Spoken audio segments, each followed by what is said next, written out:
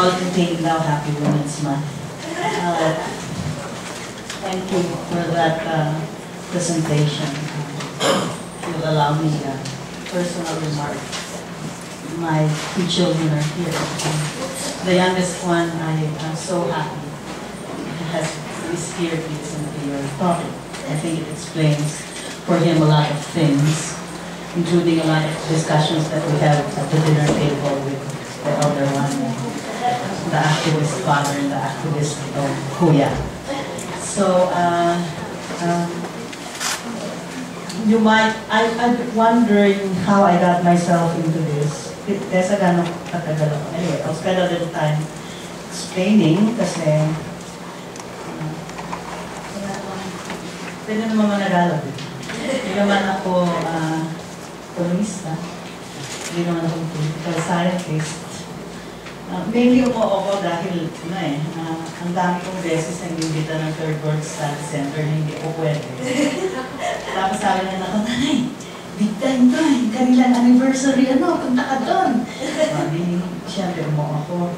Pero ang take ko is as a women's studies scholar, at ang hirap namin sa women's studies, typical siguro sa women, lahat naman pinapakialaman namin.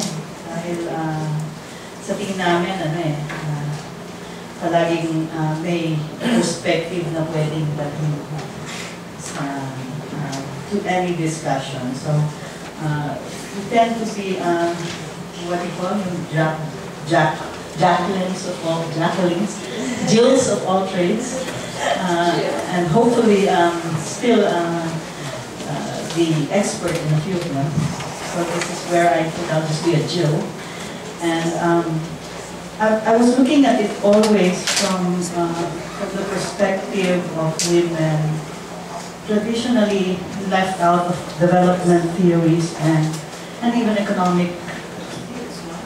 At ang first na dumating sa isip ko dun sa periphery and capital is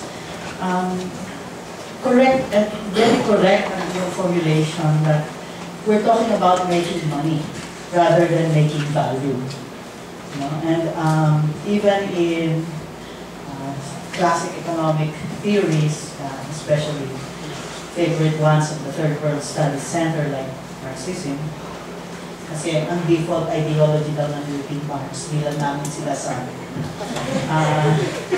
hindi katulad ng Aseniero, ang default daw ay loyal system. Pasensya lang. There has always been a very difficult relationship between the making of value and the extraction of that value from those who make it in order to produce great profits.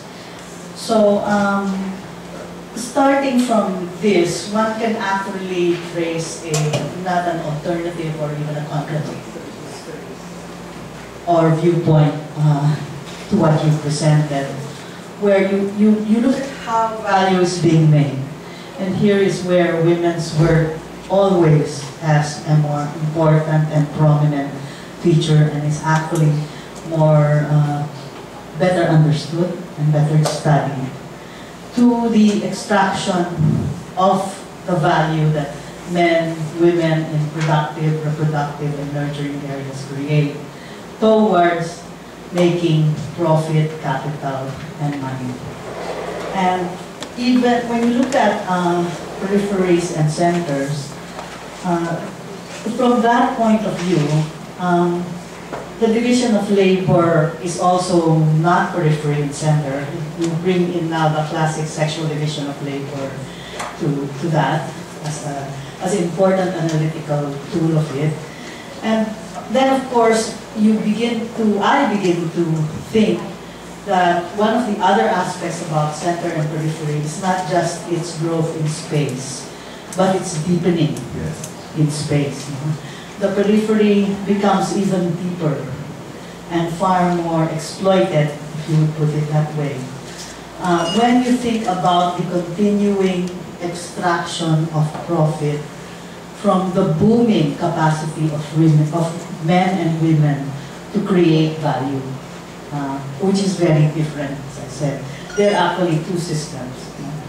So, for example, when you look at it also in that particular way, it may be true, your last statement I will now take first, that we might be going towards a global reset.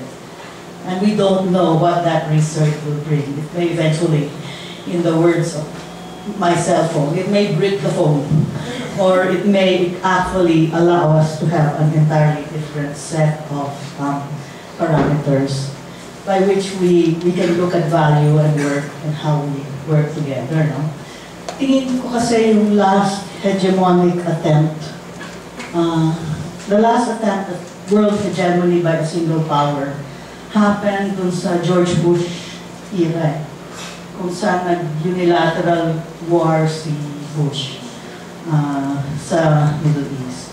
And you've got the whole world except Philippines are and beloved exception. Talking about we don't want this war anymore, we want peace, we should stop. And this last attempt at unilateral country hegemony failed markedly. Diba? Hindi. And what you had was actually a step back even of neoconservative thinkers like George Fukuyama, yung mga ganyan, because it failed. The US was not able to establish world hegemony or even revive its economy by that last attempt at a unilateral war. So that it has failed. And what we see now, I don't know only if it's because we're in a trough or because we're headed for a reset. It's actually a series of arrangements, both economic and political, that determines world structure. It's no longer, the UN, I illustrate it by saying, the UN isn't exactly the biggest, the wonderful place to go now for the resolution of anything really important. The WHO tries, but it's also not the place. There's really not a country or a place where one establishes a world system.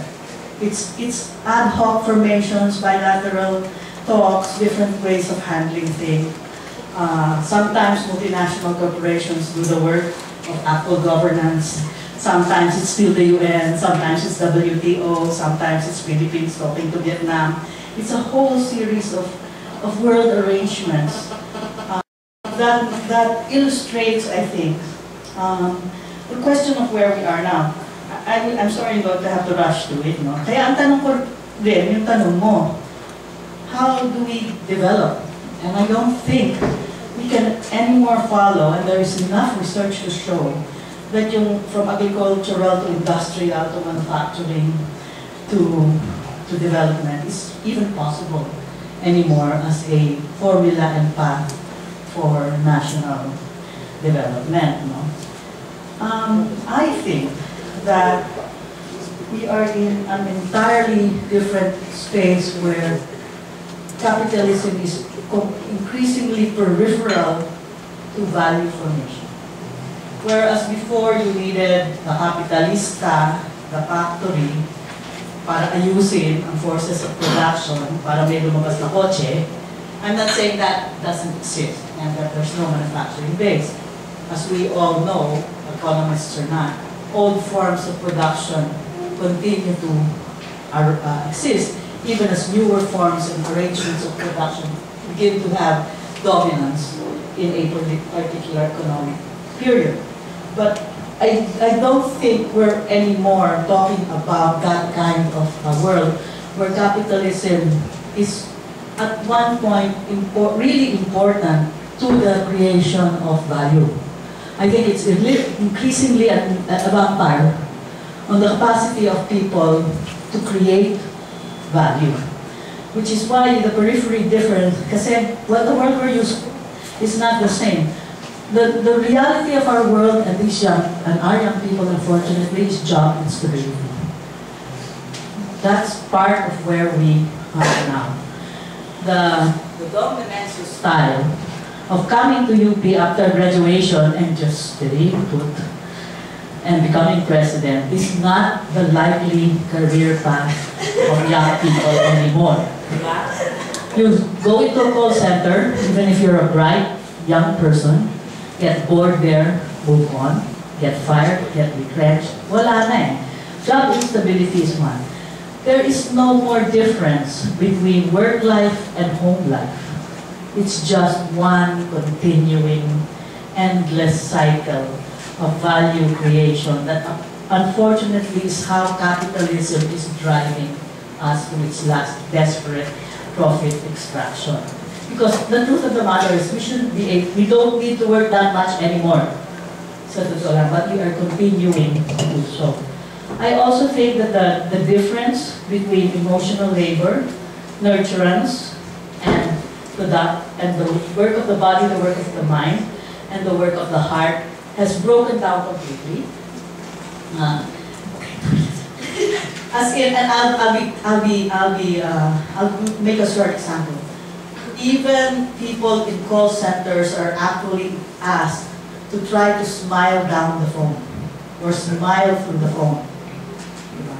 You're also beginning to see why it's the reproductive work that cannot be taken, that you can't disassemble reproductive work. You can't separate the body from the nurturing reproductive work of nanny, clean the toilet. Those are the only bodies that are going back and forth across the borders now.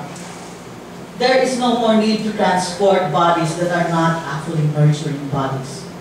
And unfortunately, because of patriarchy and the sexual division of labor, that would include traffic of women in the sex industry.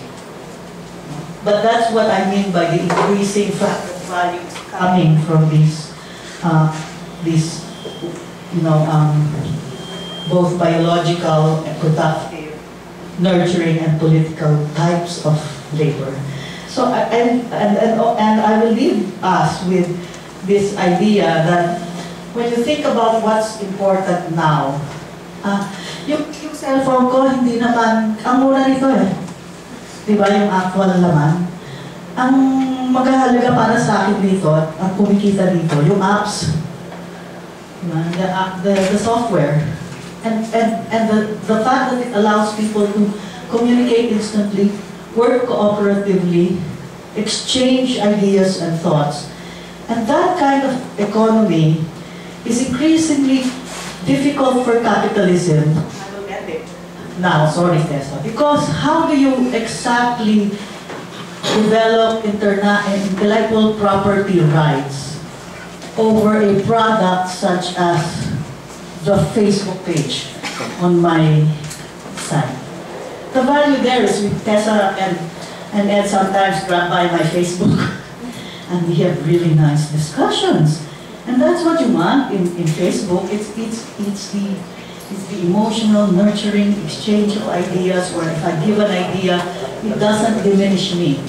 And when they give an idea, it doesn't diminish them. It's a commons that is not, sabi nga nila na creative commons. Hindi siya limited resource, hindi siya natatanggal pag ginagamit, hindi siya nagre-reset. As opposed to the commons of the previous industrial age.